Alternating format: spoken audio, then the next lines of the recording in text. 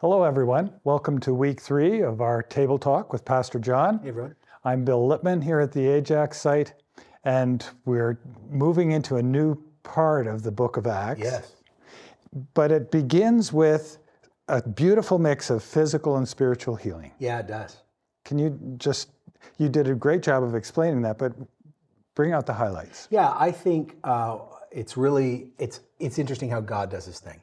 So the story starts with a 40 plus year old guy. I don't know. It says Just more like than 40. you. Yeah. So maybe my age, who it seems has been probably crippled from birth. And in Jewish culture, basically, if you have a physical ailment, it's a sign that your parents sinned or you've sinned. And so I was thinking about the psychology of that, of this guy who begs at the temple, spending 35, 40 plus years sitting in God's house, while every person who walks by him goes, God's judgment, God's judgment, God's judgment. And then Peter and John are led by the Spirit to heal him, and he starts dancing, and it's mind-blowing. Because all of Jerusalem would have known the guy, because he had been there for so long. Mm-hmm. It's really beautiful, and I appreciate how he just didn't care about his reputation. Mm-hmm.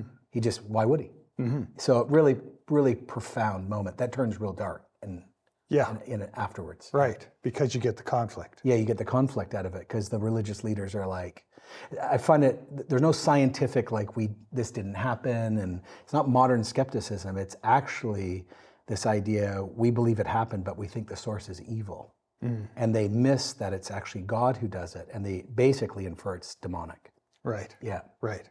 So that's the root of the conflict. Yeah. And then Peter comes along, and he could have sensed, I'm a bit of a peacemaker, I would have sensed, ooh, this is going to be touchy, and backed off. But no, he bounces right in and is bold. Yeah, and he in some ways, he does the same sermon that he does the week that we shared the week before. Yes, Peter's a little bit of a fighter. Yeah, a little bit, right? Yes, it's in his DNA and his upbringing. But, I think it was Spirit-led to preach. And I find it fascinating. It happens on the temple grounds, maybe in the very place where Jesus overturned the tables. Mm-hmm, mm-hmm, mm-hmm. So there's so much happening here. I don't think he just did it because he's like, let's go. Mm-hmm. I think it was deeper than that. I think he was prompted to do what he was called to do. Mm-hmm. Yeah. Mm-hmm. Mm-hmm. And so that whole scenario becomes a model for us, or an example for us, probably the better word. Yeah. And you say that means we need to ask for courage. Yeah, I think so many people it's funny, you just said you're a peacemaker, right, by personality. I'm probably more aggressive than Bill is. Right? Yeah, we're still friends. Yeah, we're still friends. Yeah, I know. But here's the thing, I think so many people base the idea of courage on personality or on upbringing. And Christian courage is not related to those two things. And so I think one of the invitations by the Lord is to ask for a courage to ask the Holy Spirit to use us to tell the good news about Jesus when we're afraid to, or we don't want to, or we don't have the words. That's why he started with the words of Jesus. And Jesus says, not if, but when you're thrown in front of rulers, don't worry what you're going to say. I'm going to actually give you words. And I think we need that right now. Mm-hmm. I think we all need courage right now. Mm-hmm. Mm-hmm. Not angry courage, not political courage. We don't need confrontational courage. It's just courage to tell the truth. Mm-hmm. Mm-hmm. Yeah. Okay, wonderful. Now, that does entail suffering. It's small and large. Like I said this, I think 2 weeks ago, we're going to talk about it a lot. I've talked about it a lot before. Because of where we are in a cultural moment, the Christian faith is always based on suffering. Our sign is a cross. Just we think about that. You don't go looking for suffering. I think that's really important. Don't go looking for suffering. But I think a lot of people struggle with the Christian faith when suddenly they do suffer and they thought they wouldn't. Okay. I think people are shocked. We're Canadians, right? I know not all of our audiences, but Canadians are sort of when there's conflict. You mean we're sort of reserved, and so I think I've even been shocked in scenarios where there's been a really angry reaction to a basic Christian belief, and I was sort of put back. But when I let Jesus and Peter and Paul inform my experience, I was like, I should not look for this, I should expect this. That's the difference. Okay. I shouldn't look for this, I should expect this. And is it important to remember that it means you're identifying with Jesus? Of course, Jesus says, I suffered, you'll suffer. The prophets before me suffered, you will suffer. I think where I want to be a little nuanced is I think a lot of people say they suffer for the gospel, and it's actually they're suffering for their political views, or they're suffering for a right-wing worldview or a left-wing worldview. That's not identifying with Jesus. It's when you do things for Jesus in his name, and you suffer. That's that thing. Okay. Yeah. Okay, good.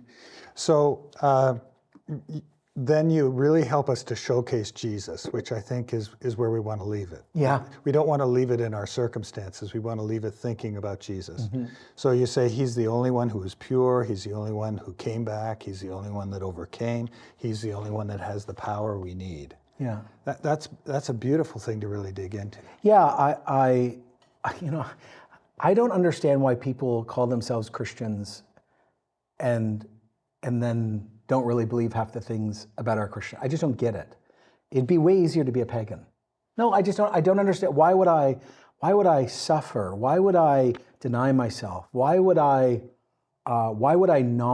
just be like seaweed, right? Like just goes in the flow of the ocean. If I really didn't believe this, for me, the more you focus on Jesus, the greater your love for him grows. The greater your love for him grows, the more you'll give up lesser loves for him. So I think like what you're saying, like even on this Thanksgiving weekend, or later, if you're watching it later, a real just maybe devotional walk with Jesus moment where even not in a group, maybe about beyond a group, maybe you need to say like, what do I really love about Jesus? Because I think, we're all at different ages and stages in our physical life, but I think we all can unite when we keep coming back to this place of the beauty of Jesus draws out a lot of things for us. Right. Okay. So at one point you were talking about being a standby person and watching, or an exuberant, joyful person. Yeah. That's the key for us, isn't it? To reach out for the joy and the hope and to want to live there. Yeah, and I want to acknowledge different culture and different personalities and different ages and stages. In that case, I was talking more about for seekers and skeptics. Are you like, I'm going to judge Jesus or do I want to get to know him? But I think for we as Christians, it doesn't mean that you always have to be dancing and hand raising and super excited. I think, nor really conservative in your worship. But this idea of genuine, like thankfulness to Jesus, joy, it matters. So I think sometimes we get confused that it always has to be dancing. Some of you should dance, actually. You haven't danced in a long time. And some of you maybe need to stop dancing a little bit and be more reflective. But if there's joy there, it's a good thing. Okay. Yeah. So the key then is to know Jesus, to live his joy, to live his love, to live his hope. Live it, absolutely. Because what else do we have? You're right. Okay. Yeah. Well, that's a beautiful message for Thanksgiving. Yes, it is. And thank you, Jon, and thank you, everyone, for joining us. We're praying that the discussions in your groups will be really fruitful for you. Yeah. Have a wonderful Thanksgiving. Yeah. God bless everyone.